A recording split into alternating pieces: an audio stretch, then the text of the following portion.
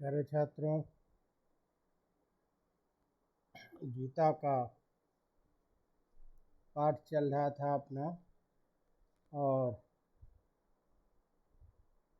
द्वितीय अध्याय में जो निर्धारित हमारे श्लोक है उसमें 4 श्लोक तक हम पढ़ लिए थे, जिसमें चौथे श्लोक में हमने ये देखा कि सत पदार्थ जो होता है उसका कभी अभाव नहीं होता है, और असत पदार्थ जो होता है उसकी कभी सत्ता नहीं होती है। तो आत्मा जो है ये सत पदार्थ है, सत है, इसीलिए उसका कभी अभाव नहीं होगा।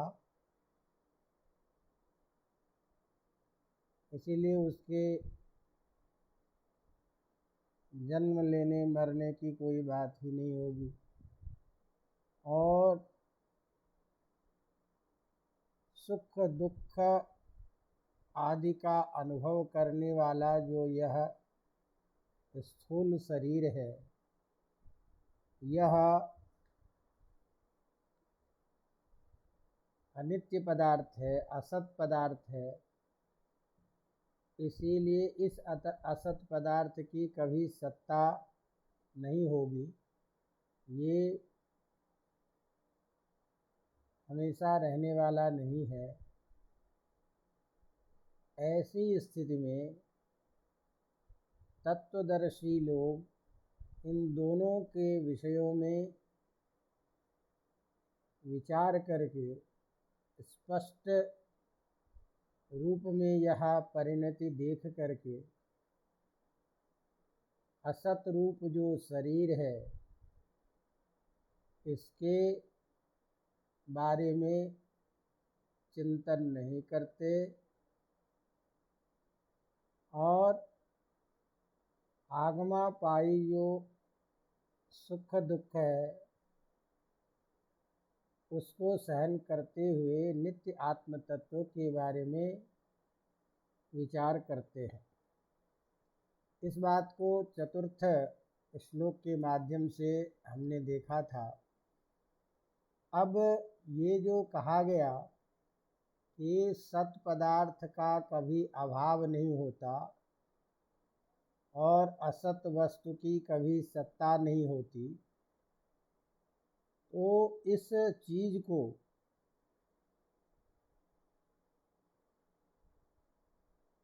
किस रूप में कहा गया, इसके पीछे क्या कारण है कि सत पदार्थ का अभाव नहीं होगा,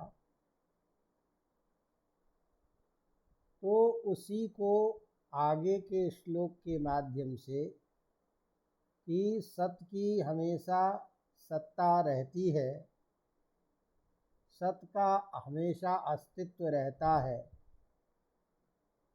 और यह आत्मा जो है वह सत पदार्थ है, सत है। इस चीज को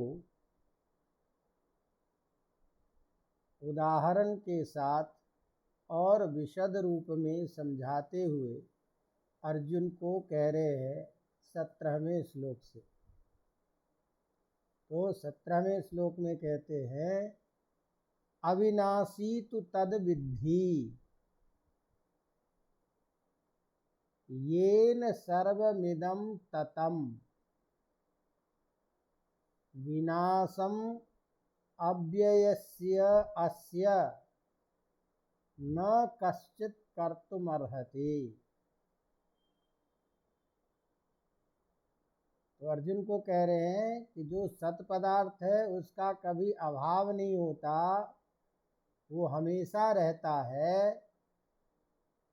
तो वह सत पदार्थ जो आत्मा है उसको तुम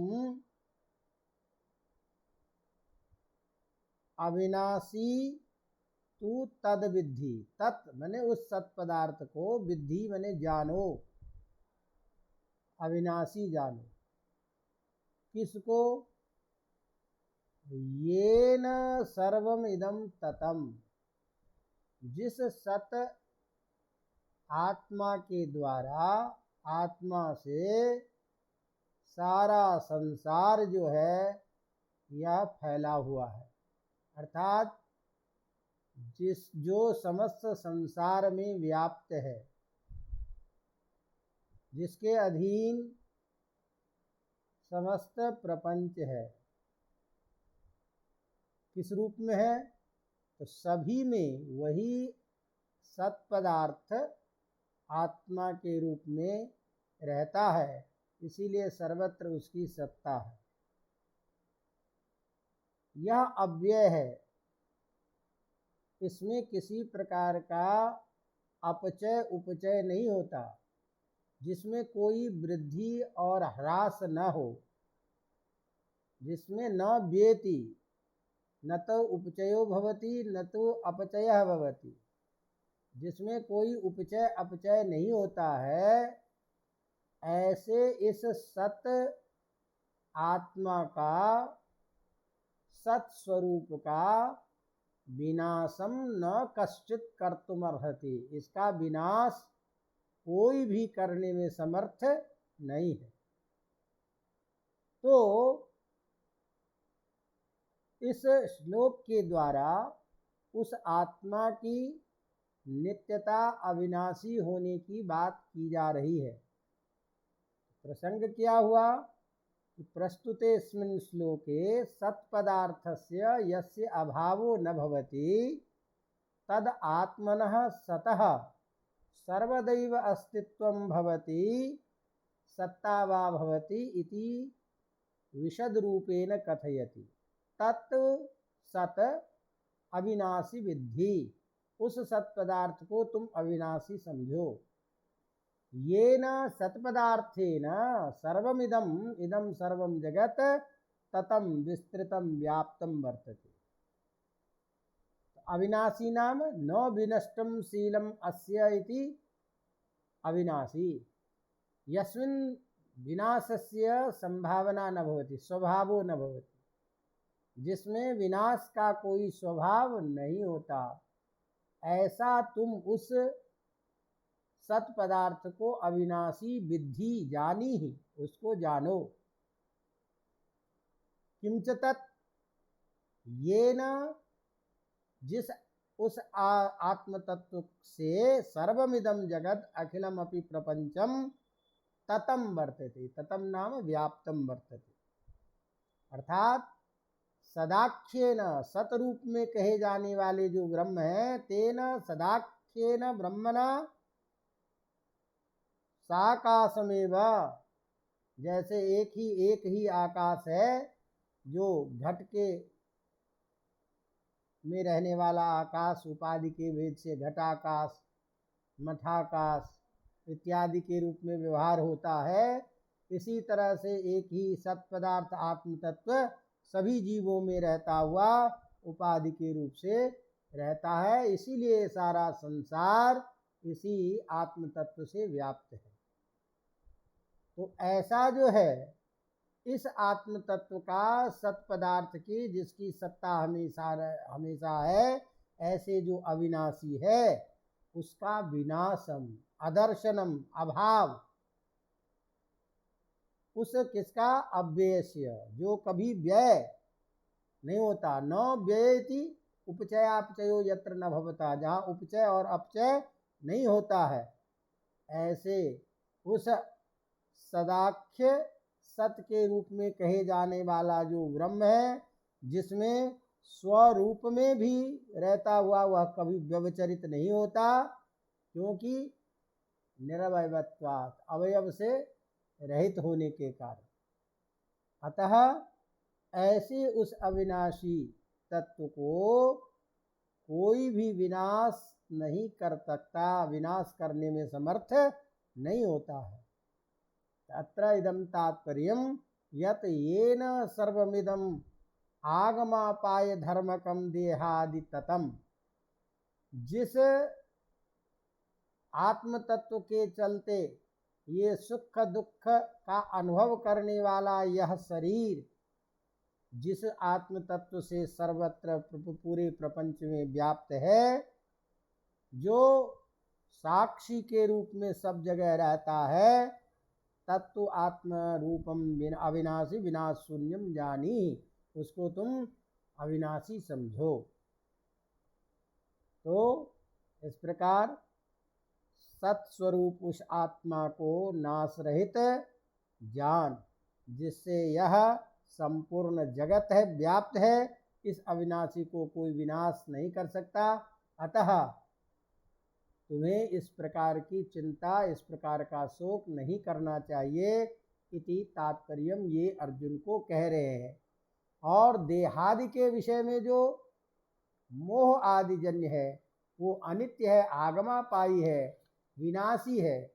इसीलिए विनाशशील पदार्थों में चिंतन करने पर भी उसकी सत्ता कभी रह नहीं सकती। अतः उसके बारे में भी सोचने की जरूरत नहीं। तो इस तरह से आत्मा की सत्ता, आत्मा की नित्यता के बारे में बात बताई। फिर अनित्य क्या है उसको समझाते हुए 18वें श्लोक के माध्यम से कह रहे हैं कि आत्मा तो अविनाशी है, इसीलिए उसका कभी अभाव नहीं होगा, इसीलिए वह चिंतन का विषय, शोक का विषय नहीं है, उसको कोई न मार सकता। आगे उसकी व्याख्या करेंगे। और अविनाशी आत्मा के अतिरिक्त जो विनाशशील है वह क्या है, तो उसी को स्पष्ट करते हुए इस देह को विनाशी बताते हुए कहते हैं, अंतबंत इमे देहा नित्यस्योक्ता शरीरिणः अनाशिनो अप्रमेयस्य तस्माद्युद्धस्व भारत। हे भारत, हे अर्जुन, अंतबंत इमे देहा, अंतबंत माने अंत को प्राप्त करने वाला, विनाश होने वाला। इमे देहा, ये देह है, शरीर, जो स्थूल शरीर है। किसका? जिसमें यह आत्म, यह स्थूल शरीर जिसके चलते बोध हो रहा है। कौन है वह? तो जिस आत्मा के रहते इस स्थूल शरीर की सत्ता है। ऐसा जो नित्यस्य शरीरिणः, ये जो नित्य, जो शरीरी, शरीरम अस्ति अस्मिन् इति शरीरी आत्मा, तो यह जो आत्मा से संबलित यह जो देह है, शरीर, ये शरीर अंतवंत है, ये नाशवान है। इसीलिए अप्रमेयस्य अनाशिनो, ये जो अपरिच्छिन्न है, अप्रमेय, प्रमिति योग्य नहीं है, अनंत है, देश काल वस्तु इत्यादि से परिच्छिन्न होने वाला नहीं है, कभी नाश होने वाला नहीं है यह आत्मा। इससे व्याप्त यह जो स्थूल शरीर है वो नाशवान है। इसीलिए इस नाशवान का नाश होना स्वाभाविक है, और जो अविनाशी है उसका नाश हो नहीं सकता है। इसीलिए दोनों के विषय में तुम्हें शोक करने की जरूरत नहीं है। तस्मात् हे भारत, हे भरतवंशी राजा अर्जुन, हे भरतवंश श्रेष्ठ अर्जुन, युद्धस्व, तुम युद्ध करो, अपने धर्म का पालन करो। क्योंकि शरीर के नाशवान होने से नाशवान होगा ही, नष्ट होना ही है, आत्मा का विनाश होता ही नहीं है। तो बीच में यदि तुम अपने कर्तव्य का पालन नहीं करते हो तो अपने कर्तव्य से च्युत होने के कारण अधर्म का भागी बनोगे। अपयश का भागी बनोगे। इसीलिए तुम्हें तस्मात् युद्धस्व। तो इस प्रकार सत आत्मनः नित्यत्वम असतो देहादेह अनित्यत्वम च उक्तम तत् उपसंहरति एवं च अर्जुनम युद्धाभिमुखम करोति भगवान कृष्णः अस्मिन् श्लोके। अस्मिन् श्लोके शरीरस्य अनित्यत्वं प्रतिपाद्य नित्यस्य आत्मनः स्वरूपं प्रतिपाद्य कर्तव्य कर्म प्रति चेष्टयितुम् अर्जुनं प्रतिबोधयति भगवान कृष्णः। अनासिनो अप्रमेयस्य नित्यस्य शरीरिणः इमे देहाः अंतवंत उक्ताः तस्मात् हे भारत त्वं युद्धस्व। अंतवंतः नाम अंतो विनाशो विद्यते येषां ते अंतवंतः, जिसका नाश से अंत से युक्त, अंत होने धर्म से युक्त जो होता है उसे कहेंगे अंतवंत, अर्थात विनाशशील। विनाशशील ये देह यथा, तो इसलिए विनाशशील है, इसलिए ये कुछ भी नहीं है, इसकी सत्ता नहीं है। जैसे मृग तृष्णोदकादौ में, जैसे मृग तृष्णा जिसको कहते हैं कि मरुस्थल में चमकते रेत को देख करके पानी का बोध, लेकिन जो नित्य ज्ञानवान लोग हैं वो समझते हैं कि यहाँ पानी की सत्ता नहीं है। उसी तरह से नित्य लोग जो ऐसे आत्म तत्वज्ञ व्यक्ति होती है वो इस शरीर की सत्ता कभी रहने वाली नहीं है, यह सोच करके इस शरीर के बारे में विचलित नहीं होते।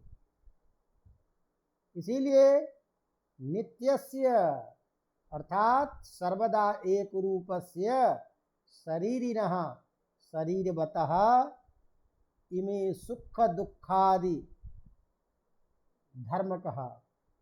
ये शरीरवान जो है, शरीर को जो धारण करता है यह शरीरी, वह नित्य है। अतएव अनाशिनः कभी नाश होने वाला नहीं है, विनाश रहित है। ऐसे विनाश रहितस्य अप्रमेयस्य अपरिच्छिन्नस्य आत्मनः ये जो सुख दुखादि धर्म का देहा, सुख दुख का अनुभव करने वाला जो यह शरीर है, ये नाशवान है, ये अंतवंत कहे जाते हैं। तो चूंकि यस्मादेव आत्मनो न विनाशः, चूंकि आत्मा का विनाश नहीं होता और सुख दुख आदि का संबंध भी आत्मा के साथ नहीं होता है, इसीलिए उससे होने वाला जो मोहजन्य जो शोक है, उस शोक को त्याग करके तुमको युद्ध करना चाहिए। इस श्लोक में एक विशेष बात ये ध्यान रखने की है, यहाँ भगवान के द्वारा युद्ध कर्तव्यता का विधान नहीं किया जा रहा है कि तुमको युद्ध करना, तुम युद्ध करो, युद्ध कर्तव्यता का विधान नहीं है, बल्कि युद्ध में प्रवृत्त होने करके हो जाने पर, युद्ध में आ जाने पर अपने कर्तव्य से जो च्युत हो रहा है, उस च्युत को क्षत्रिय का धर्म बता रहे हैं। युद्ध के उपस्थित होने पर एक क्षत्रिय का धर्म है कभी युद्ध से पीछे नहीं हटना। इसीलिए जब युद्ध उपस्थित हो ही गया है तो ऐसी स्थिति में तुम्हें क्षत्रिय धर्म का पालन करना चाहिए। इसीलिए तुम जो ये शोक मोह इस शरीर को लेकर के ये सब सामने दिखाई देने वाले हमारे ये सब मृत्यु को प्राप्त होंगे, इस तरह के जो शरीर से जो सुख दुख धर्म का अनुभव करता है वह स्वतः विनाशी है, इसीलिए उसके लिए शोक करने की जरूरत नहीं है। अर्थ क्या निकला कि सर्वदा नित्य, सर्वदा एक रूप में स्थित आत्मा के सुख दुख धर्म वाले ये देह अंतवंत अर्थात नाशवान होते हैं। अतः विनाश रहित अप्रमेय अपरिच्छिन्न आत्मा के इस देह को तत्वदर्शी लोग नाशवान कहे हैं। तो चूंकि आत्मा विनाश रहित है, सुख दुखादि धर्म से रहित है, अतः हे अर्जुन मोहजन्य शोक को त्याग करके प्रवृत्त युद्ध में तुम्हें अपने क्षत्रिय धर्म का पालन करना चाहिए। इस प्रकार इस श्लोक में अर्जुन को शरीर के अनित्यत्व का बोध कराते हुए अपने कर्तव्य धर्म का पालन करने के लिए प्रेरित करते हैं, यही तात्पर्य। अब यह जो कह रहे हैं कि इसका अप्रमेय है, अपरिच्छिन्न है, नाशवान ये शरीर है, तो उस आत्मा के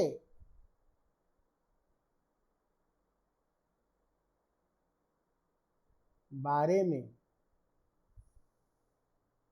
जो लोग इस प्रकार से सोचते हैं कि हमने इसको मार दिया या ये मर गया, इस प्रकार के चिंतन करने वाले लोग वस्तुतः अज्ञानी हैं। विवेक युक्त चिंतन उनका ये नहीं है, क्योंकि ये आत्मा जब नित्य पदार्थ है, न तो ये मरता है और न कोई इसको मार सकता है, न मर ये। तो ये बोध कि मैंने मार दिया या मैं मर गया, ये दोनों प्रकार का चिंतन जो है ठीक नहीं है। अतः आत्मा के नित्यता का, आत्मा के अविनाशी होने का, आत्मा के कभी नहीं मरने का और विस्तार पूर्वक उपदेश करते हुए अगले श्लोक में अर्जुन को समझा रहे हैं भगवान कृष्ण। तो वो 19वां श्लोक में कह रहे हैं, य एनं वेत्ति हन्तारं यस्यैनं मन्यते हतम् उभौ तौ न विजानीतो नायं हन्ति न हन्यते। य एनं वेत्ति हन्तारं यस्यैनं मन्यते हतम् उभौ तौ न विजानीतो नायं हन्ति न हन्यते। जैसा कि मैंने कहा कि इसका प्रसंग इस श्लोक में शोक मोहादि रूप जो यह संसार है, उसका जो कारण है, उस कारण की निवृत्ति के लिए गीता शास्त्र के द्वारा आत्मभूत जो साक्षीभूत जो आत्म पदार्थ है, उसके नित्यत्व होने के लिए जो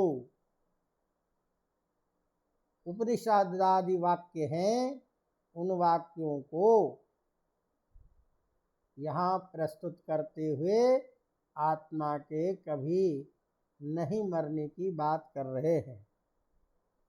उसी को तस्मात् अस्मिन् श्लोके शोक मोहादि संसार कारण निवृत्त्यर्थम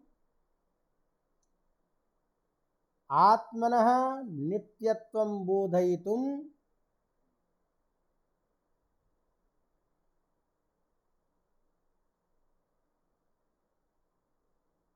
वेदशास्त्रोक्तं ऋचाम् उपस्थापयति कथयति च युद्ध यत्तु मन्यसे युद्धे भीष्मादयो मया हन्यन्ते तेषां हन्ता अहम् इत्येषा बुद्धि मृषैव तत्कथमिति तदेव प्रतिपादयति। मैंने इस भीष्म सब को मार दिया या हम ये सब जो है मर गए, ऐसे जो चिंतन करने वाले लोग हैं ये मृषा बुद्धि है, झूठी बुद्धि है और तात्विक बुद्धि है। इस बात को समझाते हुए इस श्लोक में कह रहे हैं कि य एनम आत्मानम, जो इस आत्मा को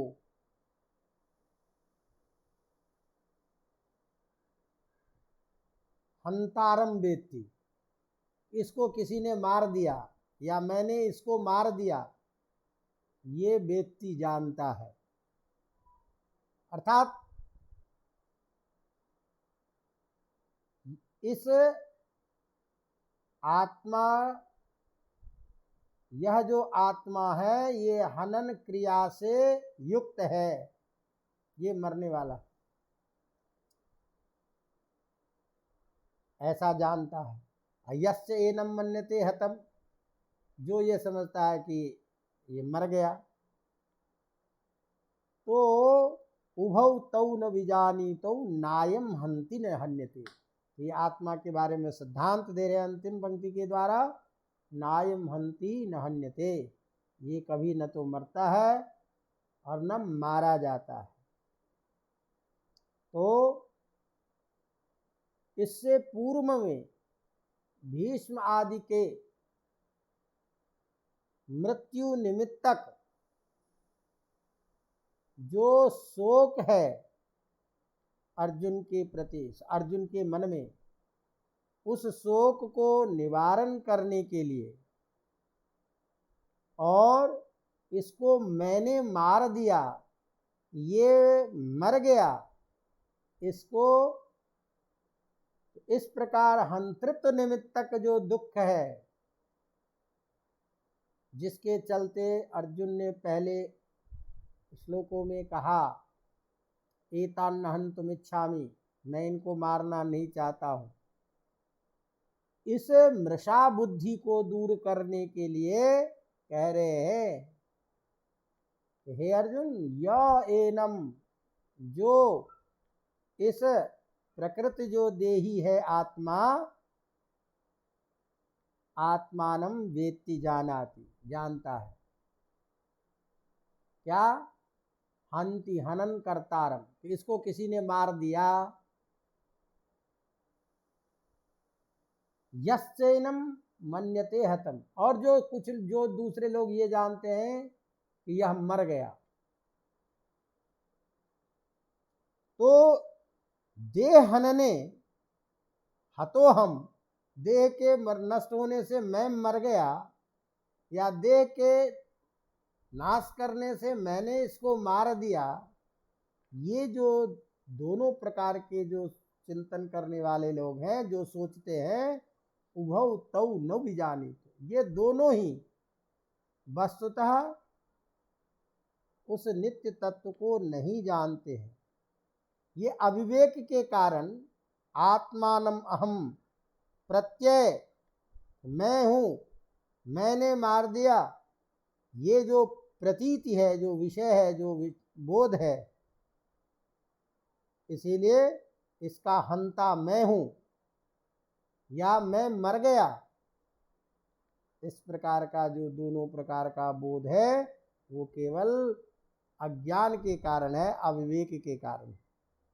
क्यों? यस्मान नायम अयम आत्मा हंति, न तो क्योंकि न तो ये आत्मा कभी मरता है, अर्थात न इसमें कभी हनन क्रिया संभव है, और न हन्यते, और न यह मारा जाता है किसी के द्वारा। न तो ये हनन क्रिया रूप कर्म है और न किसी के द्वारा मारे जाने योग्य कर्म का विषय है, कर्म है। तो तात्पर्य क्या निकला?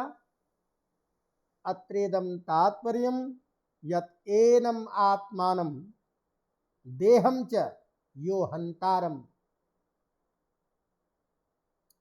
हतम वा इति वेत्ति जानाति तस्य अज्ञानमेव तत् स एव जनः बद्धः। वही बद्ध लोग जो हैं, अविवेकी लोग जो हैं, अज्ञान से बधे हुए जो होते हैं, वही ऐसा मानते हैं। वस्तुतः वह तत्व को नहीं जानते। क्यों? कि अयम आत्मा न कदाचित हन्यते, क्योंकि ये आत्मा न कभी किसी के द्वारा मारा जाता है, न अयम हंति, और न ये कभी मरता है। अतः संक्षेप में, जो इस आत्मा को समझता है कि यह मर गया, या जो यह समझता है कि मैंने इसे मार दिया, इस प्रकार के दोनों रूप में जानने वाले लोग वस्तुतः कुछ नहीं जानते। वे अविवेकी और बद्ध होते हैं, क्योंकि यह आत्मा न तो मरता है और न ही किसी के द्वारा मारा जाता है। अवगतम? इस तरह से इस श्लोक के द्वारा आत्मा के न तो मरने और न किसी के द्वारा मारे जाने के बात कह करके आत्मा की अविनाशी, आत्मा के नित्यत्व होने की बात कही गई। अब यह जो हमेशा एक रूप में, नित्य रूप में रहने वाला जो आत्मा है, इस आत्मा में किसी भी प्रकार की कोई परिवर्तन या कोई विक्रिया नहीं होती है। इसमें किसी प्रकार का कोई भी विकार युक्त कोई कार्य नहीं होता है। विकार युक्त क्या? न तो इसमें इसका जन्म होता है, न तो इसका कभी पूर्व में अभाव था, जो पहले कहेंगे कि नहीं था, अब हुआ तो इसका जन्म हुआ। और जब अभाव नहीं है तो फिर मृत्यु होने से उसका अभाव कैसे होगा?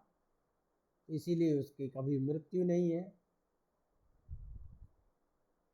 तो इस तरह से जो शरीर में होने वाले जो विकार होते हैं, कभी बाल्यावस्था हो गई, कुमारावस्था हो गया, उपचय हो गया, फिर जरावस्था, फिर अपक्षय, फिर नाश, इस तरह से संसार की सभी चीज़ों में 6 भाव विकार होते हैं। पहले जन्म होता है, फिर उसकी सत्ता, फिर उसमें परिणाम विपरिणाम होता, फिर बढ़ता है, फिर अपक्षय कम होने लगता है, और फिर उसके बाद में नाश। तो इस प्रकार के जो भाव विकार होते हैं वो अनित्य पदार्थ में होते हैं। आत्मा में, नित्य आत्म पदार्थ में या नित्य पदार्थ में ये 6 भाव विकार नहीं होते।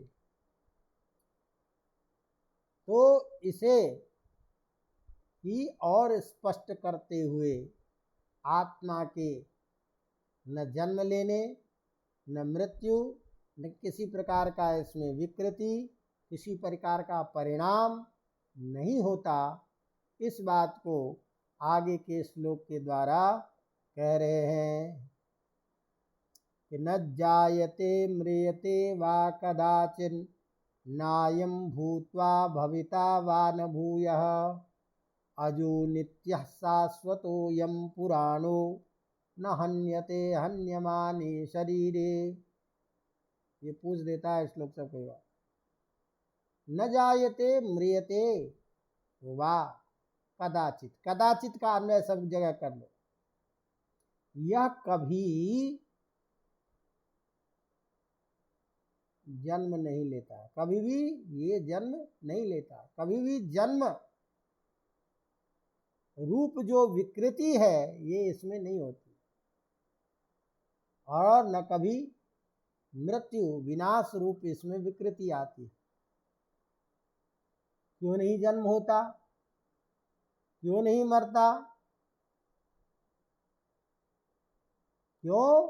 क्योंकि नायम भूत्वा भविता वा न भूयः, क्योंकि ये न तो ऐसा है कि कभी हो करके खत्म होता है। जब कभी होगा ही नहीं तो जायते वाली स्थिति नहीं आएगी, और जब पुनः होना नहीं है तो फिर उसका विनाश भी नहीं होता। यह क्या है? अजह, इस अजन्मा है, नित्य है, शाश्वत है, पुराण है, इत्यादि इत्यादि। इस तरह से तो अस्मिन् श्लोके प्रसंग सर्वदा एक रूपस्य नित्यस्य आत्मनः सर्व विक्रिया राहित्यम भवति इति विशदतया अस्मिन् श्लोके वर्णयति। कथम अविक्रियम चेत, तो पहले के रूप में भी आत्मा की नित्यता कही कि यह कभी आत्मा न तो मरता है न मारा जाता है, तो उसी प्रसंग के साथ उसी का विस्तार पूर्वक इसमें आत्मा के अजन्मा होने का, आत्मा के नित्य होने का, आत्मा का सनातन होने का बोध करा रहे, अर्थात आत्म तत्व की व्यापकता, नित्यता के बारे में कह रहे कि अयम न कदाचित जायते म्रियते वा न भूयः भूत्वा भविता वा अयम नित्यः अजः शाश्वतः पुराणः हन्यमाने शरीरे न हन्यते। ये शरीर के नष्ट हो जाने से ये कभी मरता नहीं है। अयम अर्थात अयम आत्मा न जायते न उत्पद्यते। इससे क्या हुआ कि जन्म रूप लक्षण जो विक्रिय है, वस्तु का विकार है, ये आत्मा में नहीं है। ये जन्म लक्षण का प्रतिषेध कर रहे हैं। तथा न म्रियते, और नहीं ये विनाश को प्राप्त होता है। न म्रियते नाम विनाशम न गच्छति, विनाश को नहीं प्राप्त होता है। इससे विनाश लक्षण जो विक्रिया है, विनाश लक्षण जो विकार है, वो भी इसमें नहीं होता, उसका निषेध किया जा रहा है। और ये कदाचित को सब जगह लगा लीजिए, तो न कदाचित जायते म्रियते वा, यह न तो कभी जन्म लेता है और न कभी मरता ही है। क्यों? यस्मात् अयम भूत्वा आत्मा भूत्वा, क्योंकि यह जो आत्मा है हो करके भवन क्रिया का अनुभव करके पश्चात भविता, बाद में होने वाला जो है अभाव को प्राप्त करने वाला न है, नहीं है। इसीलिए इसकी कभी ऐसा नहीं कि हो करके खत्म हो गया तो इसलिए इसकी मृत्यु होती है। क्योंकि मृत्यु उसी की होती है जो हो करके मरेगा। तो आत्मा जब कभी हुआ ही नहीं, होगा ही नहीं, उत्पन्न ही नहीं होता है, तो मृत्यु कहाँ से होगी? क्योंकि लोक में मृत्यु उसी को कहते हैं यो ही भूत्वा न भविता, जो हो करके जो न रहे उसी को मरना कहते हैं। अयम आत्मा अभूत्वा भविता, ये आत्मा बिना हुए ही हमेशा रहता है। इसीलिए देह में जो धर्म है जन्म लेने का, मरने का, उस धर्म से सर्वथा आत्मा अलग होता है। अतः अयम आत्मा अजः यस्मान न म्रियते, चूंकि ये मरता नहीं है इसीलिए ये नित्य है। अयम शाश्वतः, यह हमेशा एक रूप में स्थित रहता है। इससे अपक्षय रूप जो विकार होता है सद्भाव विकारों में, उसका निषेध किया जाता है कि आत्मा में किसी भी प्रकार का अपक्षय नहीं होता है, क्योंकि ये निरवय है, निर्गुण है। इसी तरह से इसमें किसी भी प्रकार की वृद्धि भी नहीं होती, इसीलिए ये पुराण है। तो जिसमें अवयवादि के द्वारा कोई वृद्धि होती है उसमें अभिनव आता है, नई चीज़ें आती हैं।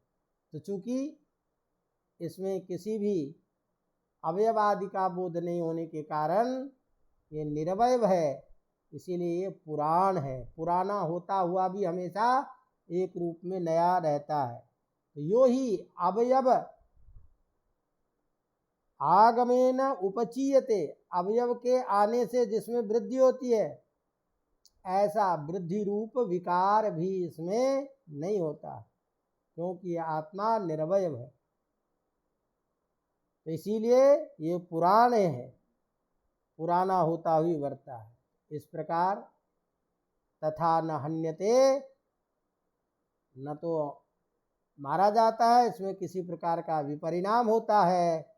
हन्यमाने शरीरे, शरीर के विपरिणाम होने पर, शरीर के नष्ट होने पर इसका कभी नाश नहीं होता।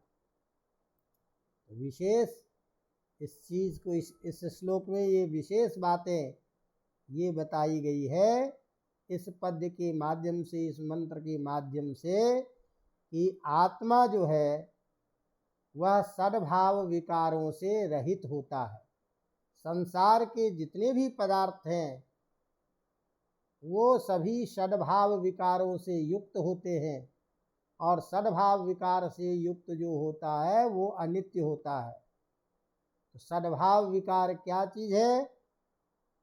तो जायते, वर्तते, विपरिणमते, वर्धते, अपक्षीयते और विनश्यति, यही क्रिया होती है सब में। पहले उत्पन्न होगा, फिर उसकी सत्ता होगी तो कहेंगे वर्तते, फिर उसमें बदलाव आएगा तो कहेंगे विपरिणमते, फिर अभिवादि के पुष्ट हो जाने पर उसको कहेंगे वर्धते, युवावस्था तक वर्धते, और फिर जड़ावस्था आने पर कर लेंगे अपक्षीयते, अंग सब शिथिल पड़ने लग जाएंगे, और फिर अंत में नाश। तो ये जो सद्भाव विकार है ये अनित्य पदार्थों में होता है, आत्मा नित्य है, इसीलिए आत्मा में ये सद्भाव विकार नहीं होते। तो इस तरह आत्मा के सद्भाव विकार राहित्य, सद्भाव विकार से रहित होने की बात इसमें करके आत्मा को अजन्मा, आत्मा को नित्य, आत्मा को शाश्वत, आत्मा को पुराण कहा गया है। और कहते हैं कि शरीर के नाश होने से न हन्यते हन्यमाने शरीरे, शरीर के नष्ट होने पर इसका नाश नहीं होता।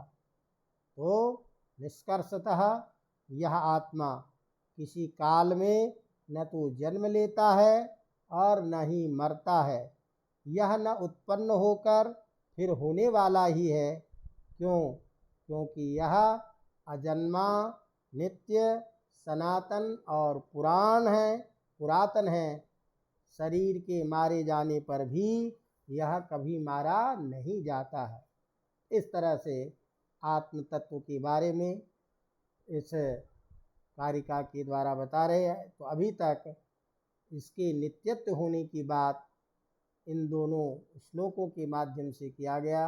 अब शेष जो चीज़ें हैं इसी तरह से हम आगे की कक्षा में करेंगे। तो आज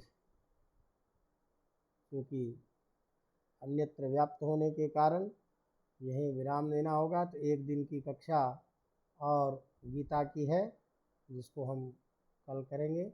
आप लोग देखते रहिए, पढ़ते रहिए। कोशिश कर रहे हैं कि यथासमय आप लोगों का सिलेबस हो जाए, लेकिन ये सब कुछ निर्भर करता है आपके ऊपर, अन्यथा मेरा सारा प्रयास, सारा परिश्रम बेकार ही जाएगा। और मेरा परिश्रम सार्थक हो यह सब आप सब पे ही निर्भर करता है। इसका ध्यान रखते हुए अपने इस पाठ्यक्रम का जो भी लाभ ले सकते हैं उसको गंभीरतापूर्वक लें, इस कार्य को आगे बढ़ाते चलें। धन्यवाद।